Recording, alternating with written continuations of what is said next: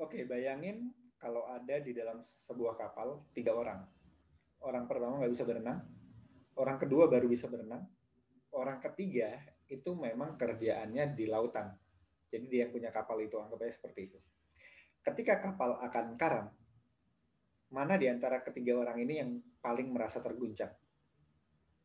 Ya jawabannya pasti nomor pertama. Yang kedua ya orang yang kedua. Sementara orang ketiga memang dia akan merasa terguncang karena kapalnya tenggelam. Cuman dia karena udah ahli berenang, dia nggak terlalu merasa terguncang seperti orang pertama atau kedua. Nah, yang ingin saya bahas adalah dalam situasi saat ini, kita tahu 2021 ternyata di awal 2021 ini nggak sebaik yang dibayangkan, diharapkan.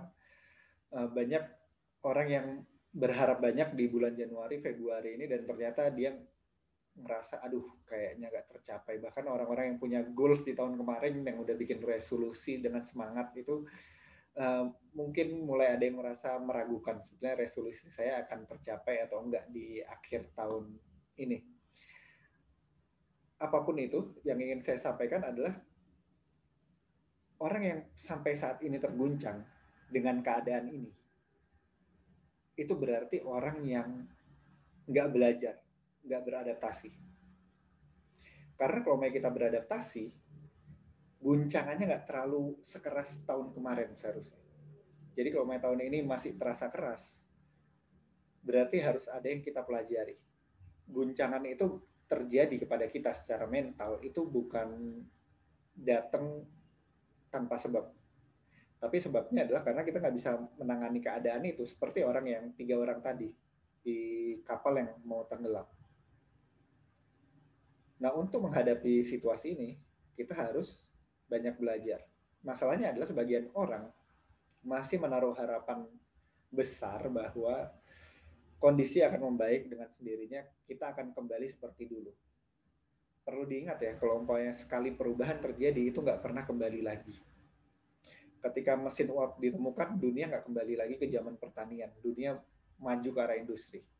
Ketika internet pertama kali ditemukan, dunia nggak kembali lagi ke zaman industri. Dunia maju ke zaman informasi.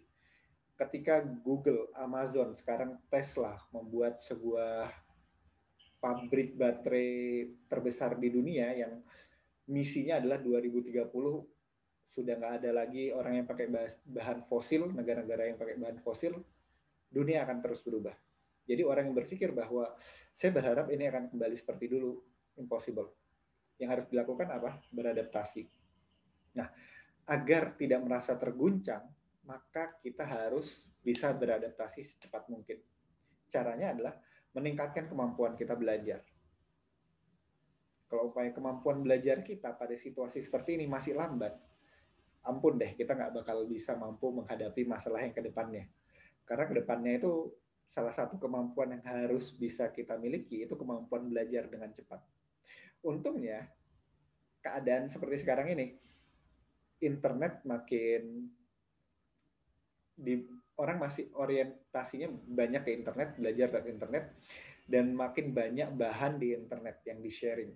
Baik itu secara gratis maupun secara berbayar. Dan berbayarnya pun tidak semahal dulu. Kita tahu dulu tuh untuk ngambil satu kelas online tuh mahal banget. Sekarang puluhan ribu, ratusan ribu dapat. Kalau dulu kan angkanya jutaan gitu. Nah itu untungnya.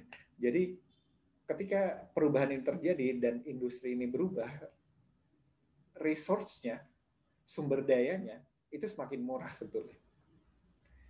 Yang kita perlukan sekarang adalah kesadaran untuk berubah, kesadaran untuk beradaptasi dengan situasi ini.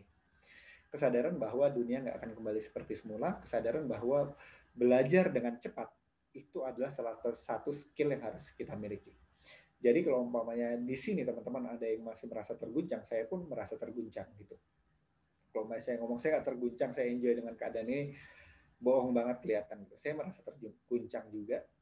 Cuman bedanya adalah sebagian dari kita berusaha meningkatkan kemampuan belajar kita, berusaha belajar ke hal-hal yang relevan. Misalkan pada saat ini yang paling relevan apa mengenai membangun bisnis karena kedepannya lebih banyak UKM di dunia ini daripada perusahaan-perusahaan besar.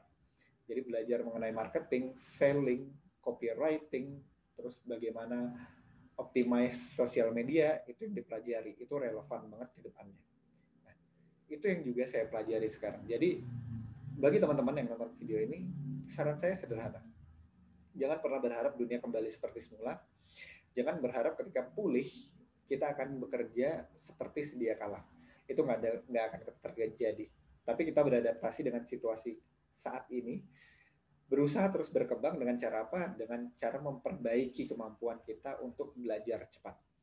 Dan harapan saya ke depannya adalah bagaimana agar kita bisa bertumbuh bersama. Apapun situasinya, harapan saya orang-orang bisa lebih termotivasi untuk mengembangkan dirinya. Orang termotivasi untuk lebih peduli kepada orang lain, dan orang termotivasi untuk bagaimana bersama-sama kita memelihara lingkungan tempat kita tinggal ini. Karena ini adalah pengalaman yang luar biasa, bagaimana keadaan ini merubah cara kita belajar, bagaimana di sini dituntut, dites kepedulian kita kepada sesama, dan bagaimana kita juga dites. Kita diberitahu oleh alam bahwa manusia itu nggak sehebat yang dipikirin loh. Baru dikasih virus yang kecil yang nggak kelihatan, udah banyak yang kepo gitu. Oke, saya harap video ini bermanfaat dan sampai jumpa di video berikutnya. See ya.